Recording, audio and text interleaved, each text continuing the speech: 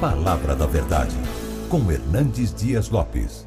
Irmãos amados, vamos abrir a Palavra de Deus no segundo livro das Crônicas, capítulo 20. E nós faremos a leitura do verso 1 ao verso 30. É um texto longo, é uma narrativa, é um episódio que aconteceu na história de Judá, especialmente na vida, no reinado de Josafá, e um texto que tem para nós algumas lições muito preciosas nesta noite. Segundo Crônicas, capítulo 20. Lido o texto, não feche sua Bíblia.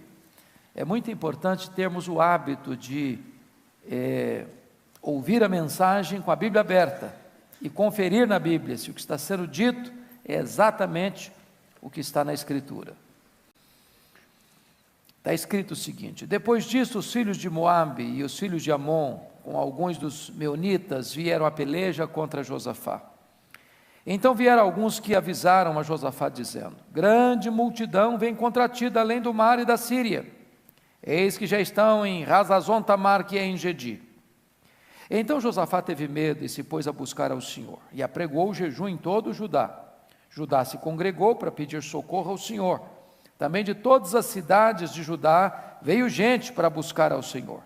Pôs-se Josafá em pé, na congregação de Judá e de Jerusalém, na casa do Senhor, diante do pátio novo, e disse: Ah, Senhor, Deus de nossos pais, porventura não és tu Deus nos céus?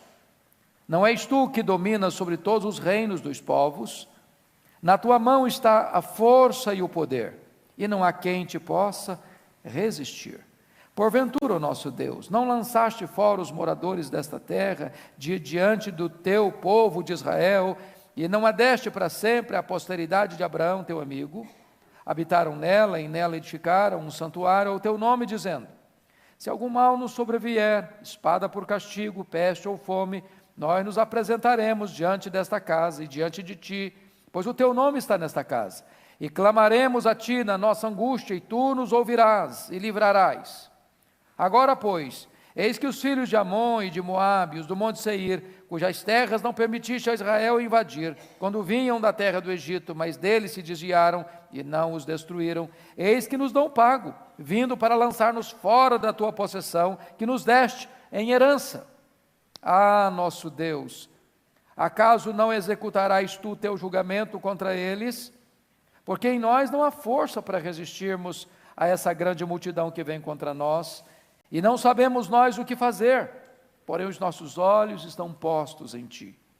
Todo Judá estava em pé diante do Senhor, como também as suas crianças, as suas mulheres e os seus filhos.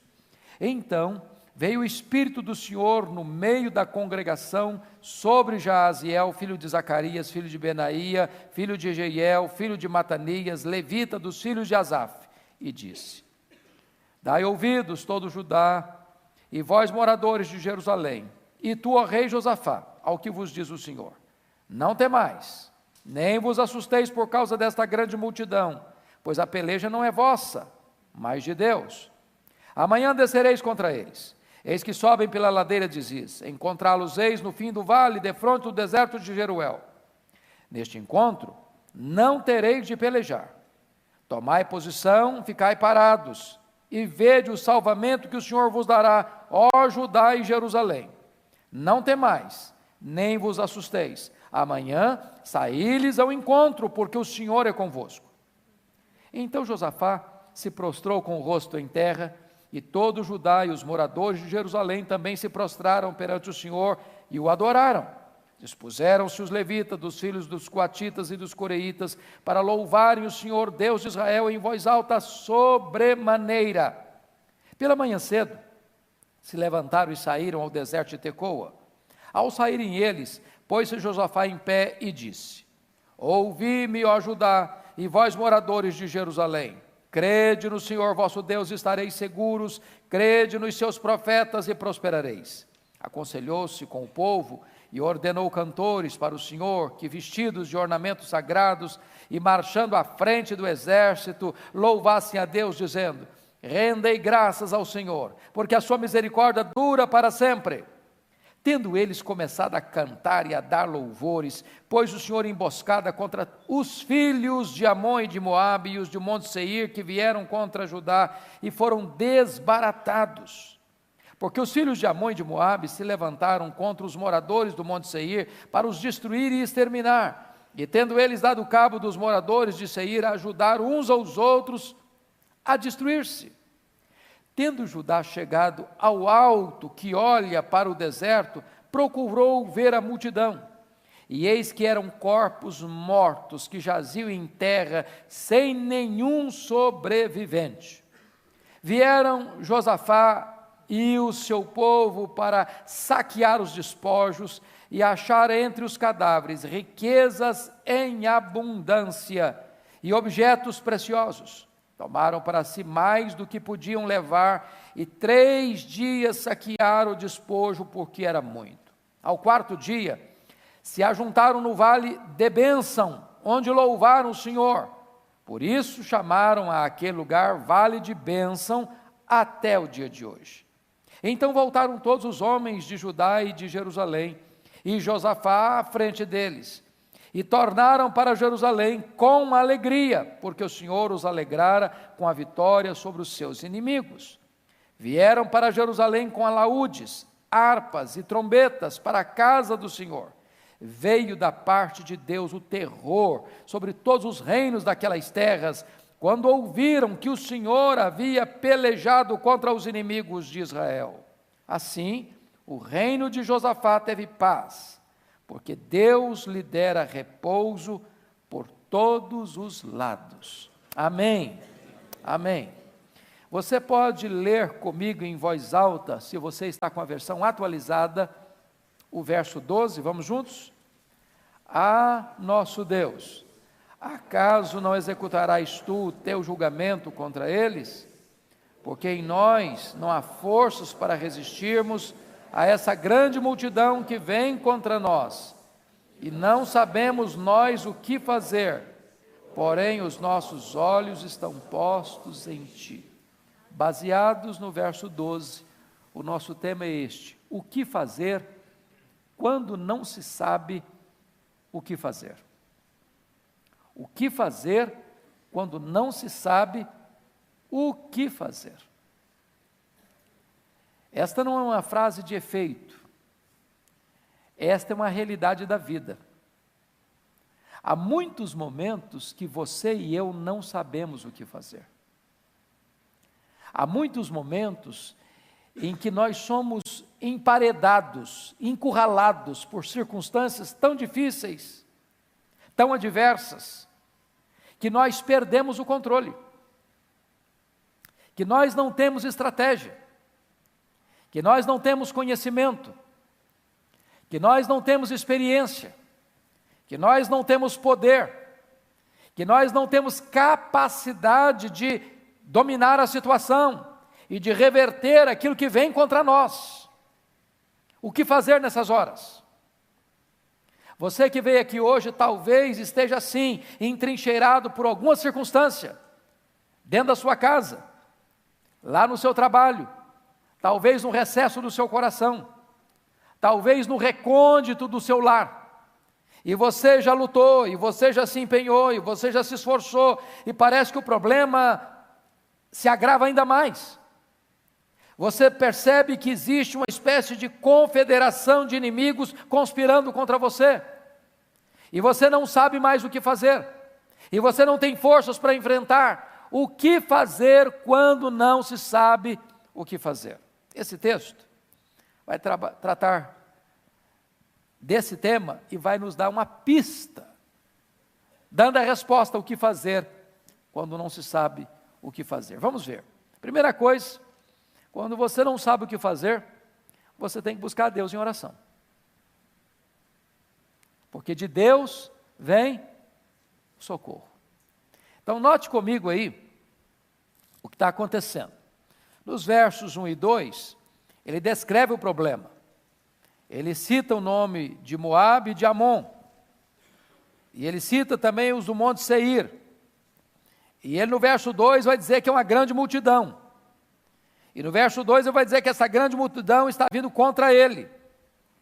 E ele diz que essa grande multidão já está acampada às margens do Mar Morto, prestes a subir a grande montanha para atacar Jerusalém. E o que é que ele faz diante dessa circunstância? Primeiro, ele ora. Olha comigo o versículo de número 3. Então Josafá teve medo e se pôs a buscar ao Senhor. Irmãos amados, convenhamos, quando chega uma luta maior do que a nossa força, a nossa atitude, via de regra, é o quê? Orar. Você nunca ora tanto como quando você está passando por uma luta. Não é verdade? Quem de nós já experimentou um grande reavivamento na vida espiritual que está tudo muito bem? Que igreja já conclamou o seu povo todo para orar, porque as coisas estão caminhando maravilhosamente bem.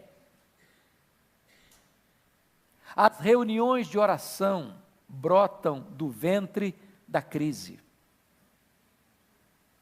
É quando a coisa pega, é quando a coisa aperta, é quando você se vê encurralado, é quando você se vê frágil, impotente, incapaz. É quando você é ameaçado, é que você cai de joelhos. Agora notem, quando então devemos orar? Primeiramente, irmãos, nós devemos orar quando o inimigo nos ataca. Está escrito aí no versículos 2 a 4. Agora eu pergunto para vocês, tem inimigo atacando a gente? Tem perigo ameaçando a gente? Olha para o Brasil hoje. Você acha que as famílias estão ameaçadas por ideologias perigosas? Vocês acham que hoje a família está ameaçada por uma mídia anti-Deus, anti-valores do reino?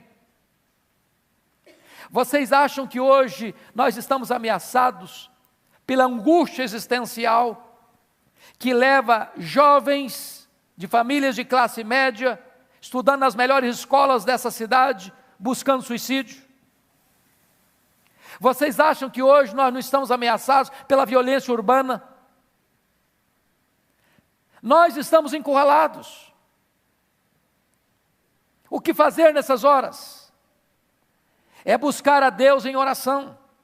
Agora notem vocês que Josafá convoca a nação para orar na hora do perigo e do cerco. Tem hora que a sua oração é pessoal, é para você entrar no seu quarto, trancar a porta e falar com Deus. Mas tem hora que a oração deve sair do quarto, deve ir para a rua, deve ir para uma convocação pública, deve ir para um chamamento coletivo de todo o povo de Deus, para buscar a presença de Deus. Porque quando o inimigo nos ataca, o inimigo precisa saber de uma coisa: o povo de Deus se une na crise, o povo de Deus se une na dor, o povo de Deus se volta para o todo-poderoso Deus, para invocar o seu nome e buscar a sua face. Meus amados irmãos, quando eu leio a Bíblia, sobretudo lá no livro de Apocalipse, capítulo 9, a sensação que eu tenho é de que o poço do abismo foi aberto, está escrito lá, e sai desse poço do abismo nuvens de gafanhotos, que na verdade são demônios, que saem para atormentar os homens. Que gente? Aqueles que não têm o selo de Deus. Nós vivemos nessa sociedade atormentada, irmãos. Gente que tem dinheiro, gente que não tem dinheiro, gente que tem doutorado, gente que é analfabeta, gente que mora em mansão, gente que mora na favela. Não importa a cor da pele, não importa a classe social, não importa o grau de instrução, as pessoas vivem atormentadas, sem paz. Esta hora é hora de buscar a Deus em oração. Vocês já devem ter lido que quando explode a Segunda Guerra Mundial e a Alemanha e seus aliados estão dominando o mundo, houve uma ameaça para invadir a Inglaterra, vocês bem se lembram disso. E vocês se lembram de como as igrejas da Inglaterra foram conclamadas para orar e para jejuar. E os historiadores depois vão dizer que o que livrou a Inglaterra do massacre da Segunda Guerra Mundial foi exatamente essa postura da igreja de ser convocada, e de orar, e de jejuar, e de clamar aos céus por socorro. Deus é o Deus do livramento. Agora notem quando é que nós devemos orar. Versículo 3 diz, quando estiver com medo. Diz o texto aí, Josafá teve medo. Tem dois tipos de medo, irmão. O medo é bom, o medo é necessário, sabia? Se não tivesse medo, nós nos destruiríamos. Se não tivesse medo, nós cairíamos no abismo. Agora, tem um medo que leva você para longe de Deus, que bota no seu coração incredulidade, que bota no seu coração dúvida, mas tem um medo que empurra você para os braços do Onipotente. Quando você diz, meu Deus, eu não sei o que fazer, eu não tenho força, eu não tenho estratégia, eu não tenho poder, eu não tenho capacidade, e nessa hora você reconhece a sua fragilidade, é nessa hora que você se lança nos braços do Eterno, para buscar em oração. Quando nós devemos orar? Nós devemos orar é quando nós não sabemos o que fazer. Eu gosto muito desse verso 12, por essa expressão dele, porque em nós não há força para resistirmos a essa grande multidão que vem contra nós. Primeiro, você só ora quando você tem esse sentimento de fraqueza. Porque o que é oração? Oração é unir a fraqueza humana com a onipotência divina. Oração é você conectar o altar da terra com o trono do céu. Oração é quando você junta aquilo que o homem não pode com aquilo que Deus tudo pode. Isso é oração. E notem mais, ele tem um sentimento de incapacidade, nós não sabemos o que fazer. Eu pergunto a você, você sabe o que fazer nas crises que atingem o seu casamento, que atinge a sua casa, que atinge a sua família, que atinge o seu coração? Você sabe o que fazer? O grande problema é esse, você não apenas não tem força, mas você também não tem conhecimento, nem sabedoria e nem estratégia. Mas o que é oração? É você falar o que está escrito no finalzinho do verso 12, porém os nossos olhos estão postos em Ti. Louvado seja Deus. Quando você não tem saída, Deus abre uma saída. Quando você está num beco sem saída, Deus abre uma porta. Quando você vai para o fundo do poço, Deus levanta você de lá. Quando você acha que acabaram-se todos os seus recursos, os reservatórios dos recursos divinos estão plenamente disponíveis para você. Louvado seja Deus por isso. Agora a pergunta agora é como orar. Veja você, no versículo 3, que Josafá não só teve medo, mas ele pôs a buscar o Senhor e apregou o quê? Jejum em todo o Judá. Nós deveríamos orar, irmãos, nessa dependência, jejuando. Quando você jejua, a primeira coisa que acontece é você estar se quebrantando, você está se humilhando, você está buscando quebrantamento. Quando você jejua, você está dizendo o seguinte, eu quero me abster daquilo que é bom por aquilo que é melhor. Eu quero me abster do alimento que sustenta o meu corpo para buscar o alimento que sustenta a minha alma. Quando você jejua, você está dizendo que você tem tanta pressa em buscar a Deus, que buscar a Deus é mais urgente do que alimentar o seu corpo. Quando você jejua, você está dizendo, eu tenho mais fome de Deus do que do pão da terra. É necessário orar e jejuar. Nas grandes crises, irmãos, o povo de Deus foi conclamado a jejuar. E nas grandes crises, Deus deu livramento ao seu povo mediante oração e jejum. Nós precisamos aprender essa lição. Como é que nós devemos orar? Segundo lugar, além de orar com jejuns, é orar em conjunto. Olha o versículo 4. Judá se congregou para pedir socorro ao Senhor. Você nota ainda que veio gente de todas as cidades de Judá para buscar o Senhor. Nós estamos vivendo uma época, irmãos, em que nós temos muita dificuldade de reunirmos-nos para orar. Não é verdade? Eu não sei como é que anda lá a reunião de oração na congregação que você frequenta. Mas se você fizer um estudo, uma análise pelo Brasil afora, as reuniões de oração estão no CTI. Estão em algum lugar, já em coma. Porque as pessoas não têm tempo para orar. Elas têm tempo para um churrasco, elas têm tempo para uma festa, elas têm tempo para ir no campo de futebol, elas têm tempo para um bate-papo, mas elas não têm tempo para orar. Tem hora que é necessário que o povo de Deus seja conclamado, convocado para orar, mas não é um grupinho não. Notem comigo aí, o versículo número 4, Judá se congregou para pedir socorro ao Senhor, de todas as cidades de Judá veio gente para buscar o Senhor, todas as cidades, é uma conclamação geral, é urgência, é pressa, é necessidade, é perigo, é ameaça, é necessário buscar a Deus coletivamente. Como é que nós devemos orar? Se você ler a partir do verso 5, orar agarrado nas promessas de Deus. Orar as promessas de Deus. Irmãos amados, no dia que nós descobrirmos esse segredo, ou essa chave da vitória na vida de oração, isso vai mudar a nossa vida. Pastor Arival, o ano passado, escreveu um livreto, um devocional, com 365 promessas de Deus, para você orar todo dia uma promessa de Deus. Sabe o que é orar a promessa de Deus? É você pedir para Deus aquilo que Deus prometeu dar para você na sua palavra. Quando você ora e lembra para Deus o que Ele prometeu, Ele está empenhado com a sua própria palavra. Ele vela pela sua palavra. Ele não deixa nenhuma das suas promessas cair por terra.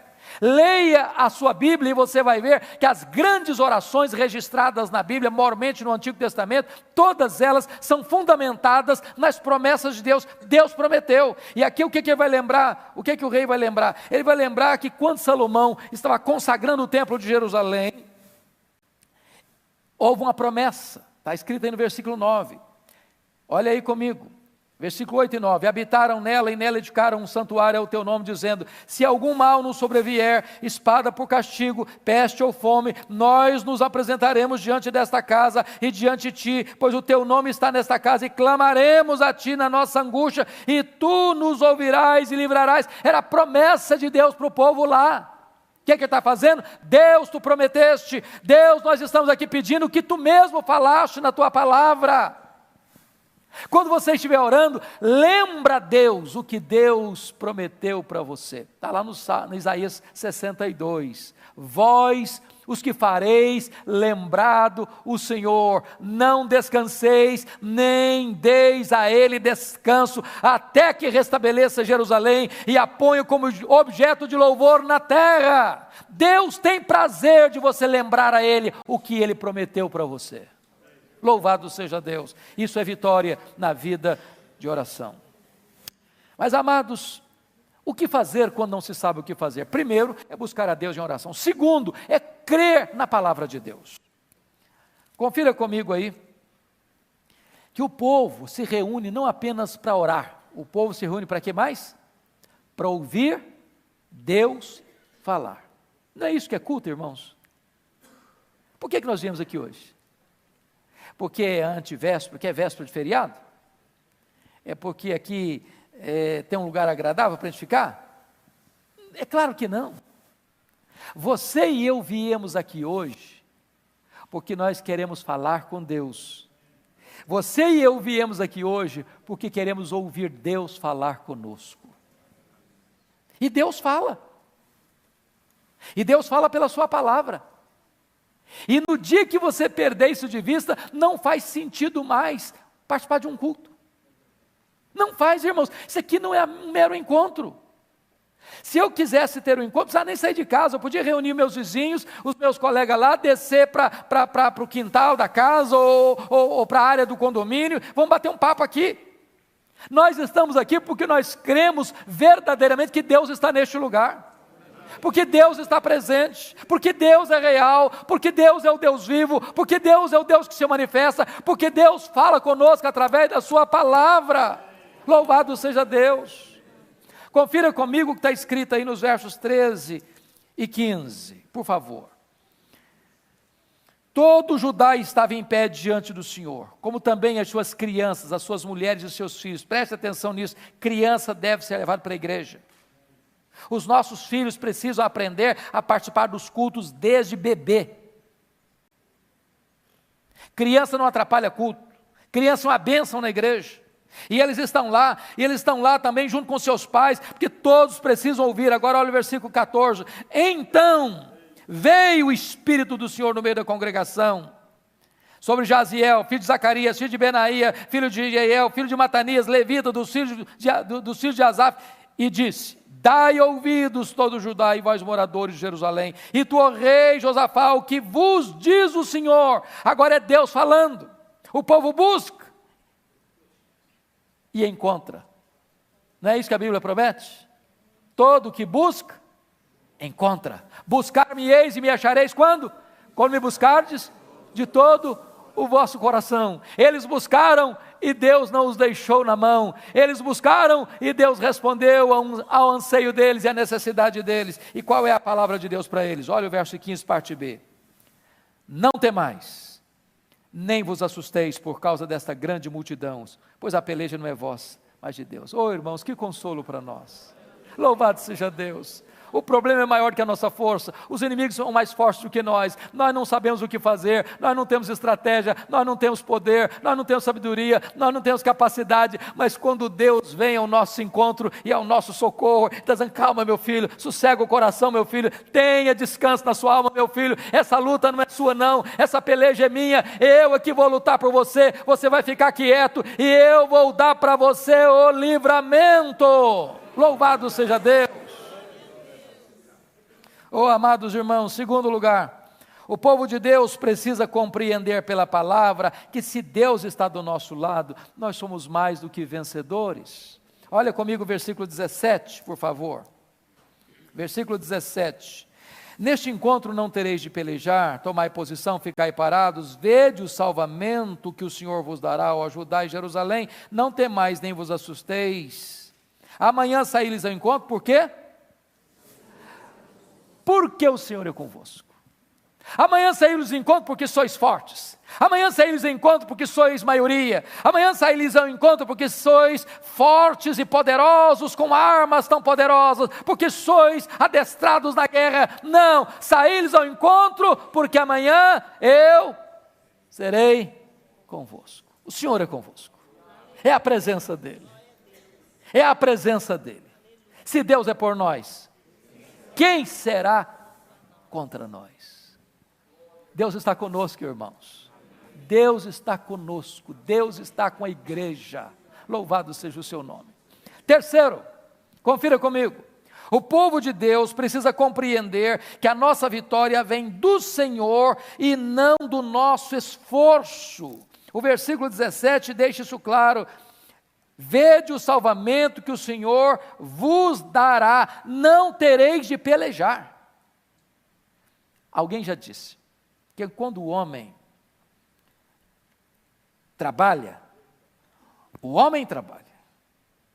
mas quando o homem ora, Deus trabalha. Deus trabalha. E quando Deus trabalha, não tem ninguém que pode resisti-lo. Multidão para Deus e nada é a mesma coisa. Uma confederação de inimigos para Deus e nada é a mesma coisa. Armas nucleares e nada para Deus é a mesma coisa. Bombas atômicas e nada para Deus é a mesma coisa. Fortes exércitos e armas bélicas poderosas para Deus e nada é a mesma coisa. Ele é o Deus que tem o controle e o domínio. Se Ele está conosco, a vitória é nossa. Se Ele se agradar de nós, nós podemos. Louvado seja o seu nome, é dele que vem a vitória. Meus amados, prestem bem atenção nisso. O que resulta quando você escuta a palavra de Deus que acalma o seu coração? Porque às vezes nós viemos aqui hoje, coração aflito, não é não? Talvez você veja com o coração aflito. E sabe, amado, o que acalma o coração? Não é você cruzar as pernas e entrar numa meditação zen. Não é você fazer uma viagem pelos corredores do seu consciente ou do seu inconsciente. Não é você voltar para dentro de você mesmo e buscar respostas no seu mundo interior. Quando você está aflito, angustiado, desesperado, você faz duas coisas: você ora, você jejua, você escuta Deus falar e você acalma o coração. E o resultado disso está no versículo 18, olha comigo, por gentileza. Olha o versículo 18 comigo. Vamos ler juntos o verso 18? Então Josafá se prostrou com o rosto em terra, e todo Judá e os moradores de Jerusalém também se prostraram perante o Senhor e o adoraram. Louvado seja o Senhor. Você sabe qual a diferença entre adorar e dar graças? Você adora a Deus por quem Deus é, e você dá graças a Deus pelo que Deus faz. Eu pergunto a vocês, o inimigo já tinha sido desbaratado aqui? Não. O problema já tinha deixado de existir? Não. Mas quando você crê, você toma posse. Não foi o que Deus disse para Ana, lá em Siló? Vai em paz para a tua casa e o Deus de Israel te conceda a petição que lhe fizeste. O que aconteceu com ela? O semblante dela mudou. Ela creu, ela confiou que aquela palavra era para ela, ela tomou posse, e por isso o semblante dela mudou. Ela não tinha sido curada ainda, não, porque a Bíblia diz que ela desceu para Ramá, coabitou com seu marido, Deus se lembrou dela e ela concebeu. Mas quando você escuta a palavra de Deus e você crê que Deus está falando a verdade, e uma verdade pessoal para o seu coração, você crê, e quando você crê, você quer adorar a Deus, porque Deus é fiel e nenhuma das suas palavras cai por terra. Bendito seja Deus.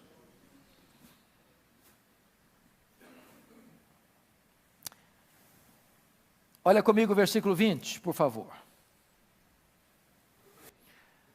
Pela manhã cedo se levantaram e saíram ao deserto de Tecoa. Ao saírem eles, pôs-se Josafá em pé e disse: ouvi-me, ó Judá e vós moradores de Jerusalém, crede no Senhor vosso Deus e estareis seguros, crede nos seus profetas e prosperareis. Então hoje nós não vamos falar crede nos seus profetas, crede na sua palavra. Sua palavra. Meu amado irmão, eu não sei qual o problema que você está passando, qual a luta que você está vivendo, eu não sei quantos inimigos estão se levantando contra você, mas o que Deus está dizendo para o seu coração, para a sua alma, para a sua mente, para as suas emoções, para a sua razão, para a sua vida, para a sua casa, para a sua família, para os seus filhos, é esta palavra aqui do verso 20, crede no Senhor nosso Deus e estareis seguros, crede na sua palavra e prosperareis. Não vamos duvidar, vamos crer, vamos acreditar que essa palavra é a palavra do Deus vivo, e para Ele não tem derrota, não tem fracasso. Deus conhece o amanhã no seu eterno agora, Ele vê lá o final da linha, Ele vê lá o final da história, e é por isso que Ele pôde nos ensinar a dizer o seguinte: sabemos que todas as coisas cooperam para o bem daqueles que amam a Deus, daqueles que são chamados segundo o seu propósito. O que fazer quando não se sabe o que fazer? Primeiro, buscar a Deus em oração. Segundo, crer na palavra de Deus. Terceiro, louve a Deus. Louve a Deus. Não apenas depois que o problema foi resolvido. Louve a Deus para ver o problema resolvido. Então vamos ver. Primeiro, o louvor é a arma de guerra. Olha os versos 18 a 21 comigo. Vamos ler a partir do versículo 19 ao 21. Dispuseram-se os levitas, dos filhos dos coatitas e dos coreitas, para louvarem o Senhor, Deus de Israel, em voz alta sobremaneira. Pela manhã cedo se levantaram e saíram para o deserto de Tecoa. Ao saírem eles, pôs Josafá em pé e disse: ouvi-me, ó Judá, e vós moradores de Jerusalém, credo no Senhor vosso Deus, estareis seguros, credo nos seus profetas e prosperareis. Verso 21, aconselhou-se com o povo e ordenou cantores para o Senhor, que vestidos de ornamentos sagrados e marchando à frente do exército, louvassem a Deus, dizendo: rendei graças ao Senhor, porque a sua misericórdia dura para sempre. Parece que faz sentido nenhum isso, não é verdade? Já pensou um negócio desse? Está lá o exército, com seus escudos, com as suas espadas, com as suas armas, com o seu aparato, e agora, em vez do coral ir atrás, incentivando, encorajando a pegar as armas e a lutar, o coral vai na frente. Não tem exército, tem coral. Não tem guerreiro, tem cantor. Não tem espada, tem instrumentos musicais. E a ordem é: vamos louvar a Deus com voz alta sobremaneira. E a palavra que você vai cantar é uma palavra de confiança em Deus. Confiança em Deus. Rendei graças ao Senhor, porque a sua misericórdia dura para sempre. Você adora a Deus por quem Deus é, e você dá graças pelo que Deus faz, e porque Deus prometeu fazer, ainda que não tenha feito, você sabe que Ele vai fazer, porque promessa de Deus e realidade é a mesma coisa. Louvado seja o Senhor. Então você já dá graças agora, ainda que a vitória não chegou, ela vai chegar, e vai chegar porque Deus prometeu, e Ele é fiel para cumprir. Segundo, amados, segundo lugar, o louvor nos põe acima das circunstâncias adversas. O louvor nos põe acima das circunstâncias adversas. É o que está escrito aí no verso de número 22. Tendo eles começado a cantar e a dar louvores, pôs o Senhor emboscada contra os filhos de Amon e de Moabe e os do monte Seir, que vieram contra Judá e foram desbaratados. Eu acho isso tão maravilhoso, irmãos. É que quando você, em vez de murmurar, começa a louvar, em vez de você reclamar, você começa a louvar, Deus muda as circunstâncias e muda o seu coração. Deus tira o nevoeiro. Um dos dias mais difíceis da minha vida foi o dia 1º de dezembro de 1982, quando eu recebi um telefonema em Bragança Paulista, onde era pastor, que meu pai, lá no interior do Espírito Santo, tinha acabado de falecer. E eu saí de Bragança para pegar um voo aqui em Congonhas, naqueles dias da garoa, do dia cinzento, fazendo coro com o sentimento do meu coração. E eu me lembro que Deus ministrou o meu coração com uma coisa muito singela, muito simples, muito natural. O nevoeiro denso, daqui a pouquinho o avião decolou, 1 minuto depois que ele decolou, ele aplanou-se lá em cima, bem alto, acima das nuvens, e lá em cima o sol estava brilhando. E Deus ministrou o meu coração a palavra. Quando você me louva, quando você me adora, eu tiro você de debaixo do nevoeiro e coloco você lá em cima, acima das nuvens, onde o sol está brilhando. Tem hora que o nevoeiro está no coração. Tem hora que nuvens densas cobrem a nossa cabeça. E se nós murmurarmos, e se nós reclamarmos, e se nós ficarmos amargos e até revoltados, nós ficamos debaixo desse nevoeiro escuro. Mas se nós começarmos a louvar, rendendo graças a Deus, porque a sua misericórdia dura para sempre, a despeito da situação, a despeito da circunstância, o louvor nos tira desse ambiente cinzento e nos coloca lá em cima, onde você sabe que Deus está com o seu olhar sobre você e a luz da graça está aquecendo o seu coração. Agora notem mais, amados. Terceiro lugar, vejam comigo, que o louvor muda as circunstâncias humanamente impossíveis. O louvor aciona a mão do Deus Todo-Poderoso. Olha aí o verso 22 novamente, o que está escrito aí. Tendo eles começado a cantar, pôs o Senhor em emboscada contra os filhos de Amon e de Moabe. E foram desbaratados. Não precisou pegar numa espada. Não precisou dar um tiro. Pelo louvor, Deus reverteu a situação. Louvor é arma de guerra. Louvor aciona o braço do Deus onipotente. O louvor traz vitória ao povo de Deus na hora da grande batalha. Comece a louvar a Deus. Comece a louvar a Deus.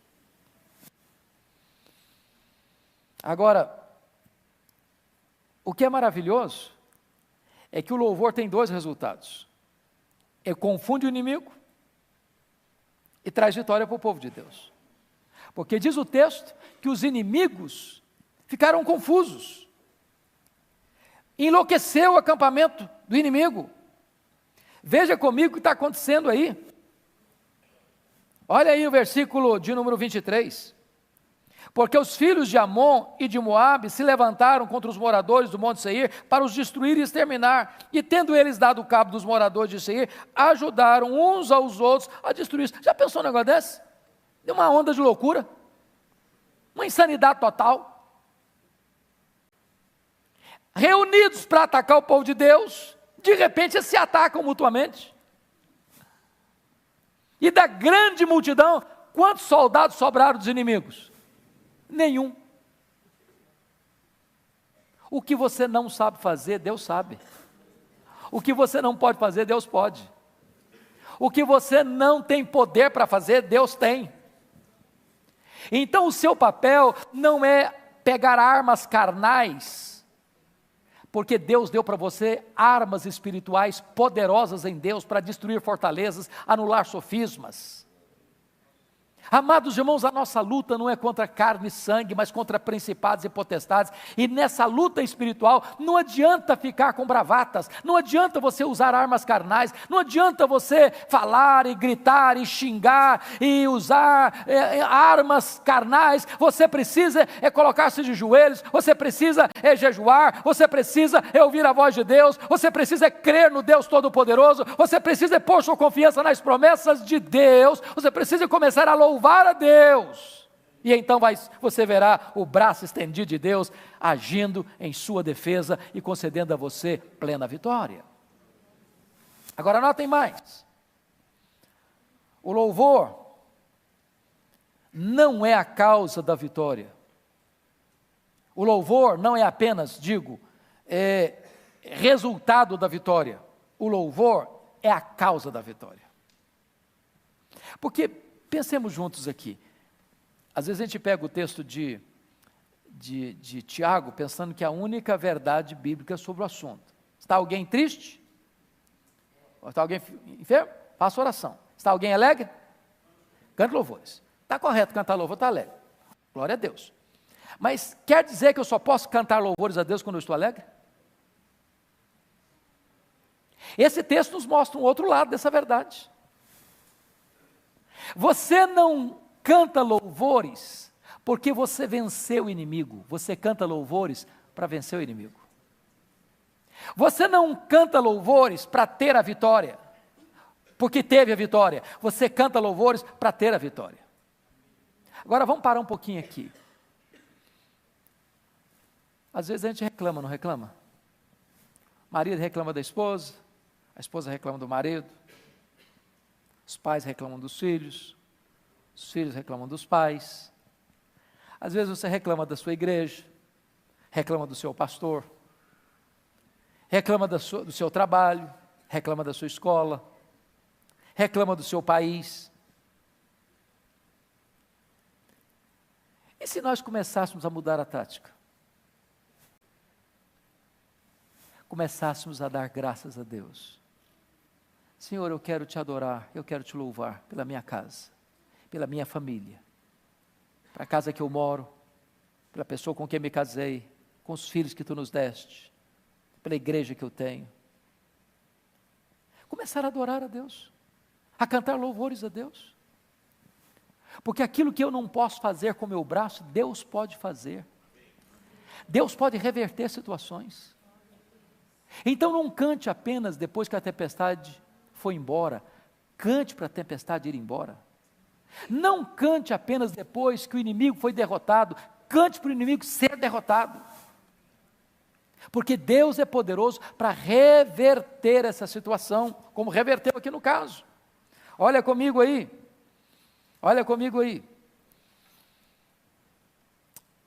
Versículo de número 24. Tendo Judá chegado ao alto que olha para o deserto, procurou ver a multidão. E eis que eram o quê? Corpos mortos, que jaziam em terra, sem quantos sobreviventes? Sem nenhum sobrevivente. Aquele vale, que é a região mais baixa do planeta, né, pastor Arival? Em Gedi ficava às margens do Mar Morto, e vocês bem sabem que o Mar Morto é o maior buraco do planeta, a 400 metros abaixo do nível do mar. É o lugar mais baixo. Quando eles sobem a montanha e olham para o vale, esperando ver a multidão, só tem defunto, só tem cadáver. E aquele vale que era a grande ameaça, foi batizado com outro nome, Vale da Bênção. Oh, louvado seja Deus! Aquilo que hoje está metendo medo no seu coração, aquilo que hoje está assustando você, aquilo que hoje está angustiando a sua alma, amanhã pode ser o vale da sua bênção, da sua celebração, da sua vitória, porque Deus é poderoso para reverter essa situação na sua vida, louvado seja Deus. Eles estavam com medo, e diz a Bíblia que durante 3 dias, eles não conseguiram recolher todos os despojos de coisas ricas, preciosas. Deus é o Deus que faz milagres ainda hoje. Deus é o Deus do livramento ainda hoje. E hoje, quem sabe, você pode voltar para casa, vendo o seu vale de dor, sendo mudado de endereço, sendo batizado outra vez com outro nome de vale da bênção na sua história e na sua vida. A sua casa, que tem sido um vale de lágrimas, poderá ser o vale da bênção. Seu casamento tem sido um vale de gemidos, pode ser um vale de alegrias, de celebração. Seus filhos, que talvez tenham sido motivo de choro para você, o vale da dor e das lágrimas, pode ser o motivo da maior alegria para você amanhã, o vale da bênção. Deus é o Deus que ainda hoje transforma vales em mananciais, desertos em pomares, dores em consolo, lágrimas em sorriso, derrotas e fracassos em esplêndidas vitórias. Eu quero orar com vocês, colocar a vida de cada um aqui nas mãos do Deus vivo. O que fazer quando não se sabe o que fazer? Ore a Deus, creia na palavra de Deus, adore a Deus, cante louvores a Deus.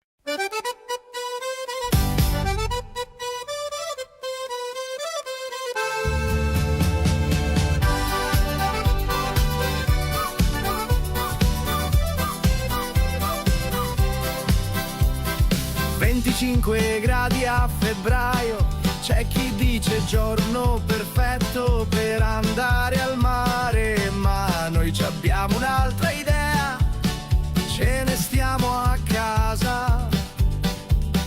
Alle 8:15 parte la spedizione, da San Vito dei Normanni direzione San Michele, un uomo con la coppola, grida è tutto chiuso, oggi non si lavora.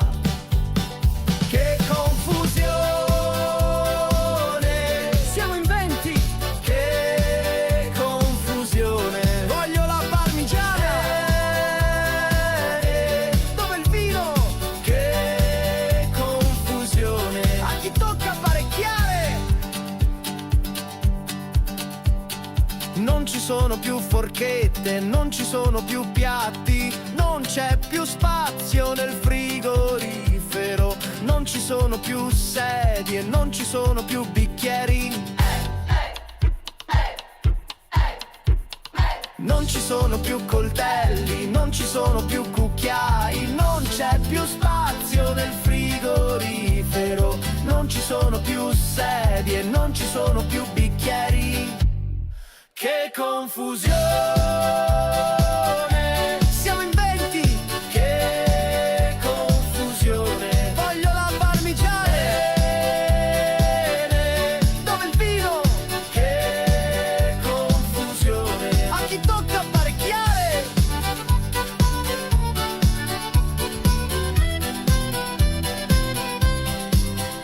Se non mi liberi subito quella padella, non lo so che ti faccio.